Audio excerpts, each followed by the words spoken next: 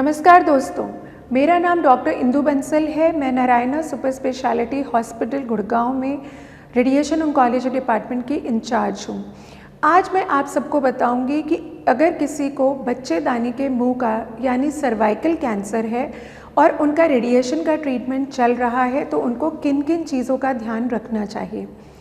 Radiation treatment cervical cancer का बहुत ही safe और इफ़ेक्टिव ट्रीटमेंट है और आजकल हमारे पास बहुत लेटेस्ट टेक्निक्स हैं जैसे कि 3D CRT, IMRT, IGRT, जिनके द्वारा हम अपनी रेडिएशन को सिर्फ बच्चेदानी के ऊपर फोकस कर सकते हैं और आसपास के नॉर्मल स्ट्रक्चर्स जैसे कि पेशाब की थैली, लैट्रिन का रास्ता, छोटी आंत और हड्डियाँ, इन सब ऑर्गन्स को हम रेडिएशन के साइड इफ़ेक्ट से बचा सकते हैं।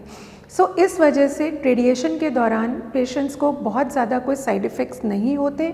एक्सटर्नल रेडिएशन के थ्रू सिर्फ आपको थोड़ी बहुत पेशाब के अंदर जलन हो सकती है, थोड़े बहुत पेशाब की फ्रिक्वेंसी बढ़ सकती है, थोड़े बहुत लूज़ मोशंस हो सकते हैं या फिर मोशंस की फ्रिक्वेंसी बढ़ सकती है, थोड़ा भूख कम लग सकती है, थोड़ी बहुत थकान हो सकती है। इसके अलावा कोई बहुत ज़्यादा साइड इफ़ेक्ट्स नहीं होते। यह ट्रीटमेंट ख़त्म होने के 2 हफ्ते के अंदर ठीक हो जाते हैं।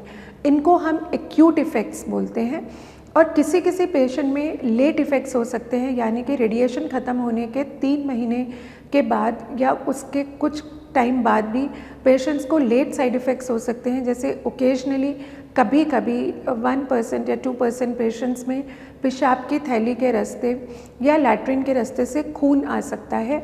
अगर ऐसा होता है तो उसका हमारे पास इफ़ेक्टिव ट्रीटमेंट है। जिन महिलाओं को ब्रेकीथेरेपी का भी ट्रीटमेंट होता है यानी कि इंटरनल रेडिएशन में मिलता है, वो भी बहुत सेफ़ ट्रीटमेंट होता है और उससे रेडिएशन सिर्फ बच्चेदानी के आसपास के कुछ मिलीमीटर्स के एरिया में ही जाता है।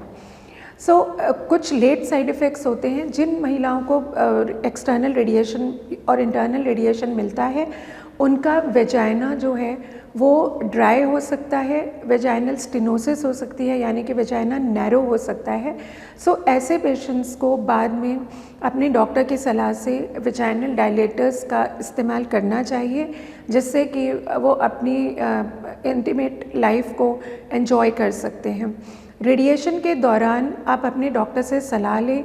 बाहर का स्पाइसी खाना, मसालेदार खाना ना खाएं, ऐसी कुछ चीज़ें ना खाएं जिससे कि आपको इन्फेक्शन होने का खतरा हो और अपने हल्का खाना खाएं। ऐसी चीज़ें ना खाएं जो कि बहुत ज़्यादा गैस बनाती हों जिससे कि आपका रेडिएशन लैट्रिन के रास्ते पे ना जाए। यह रेडिएशन के ट्रीटमेंट से बिल्कुल भी घबराएं नहीं।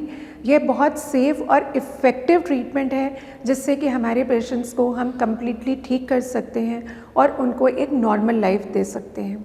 Please don't be afraid of radiation for cervical cancer. Take the treatment and enjoy your life. नमस्कार।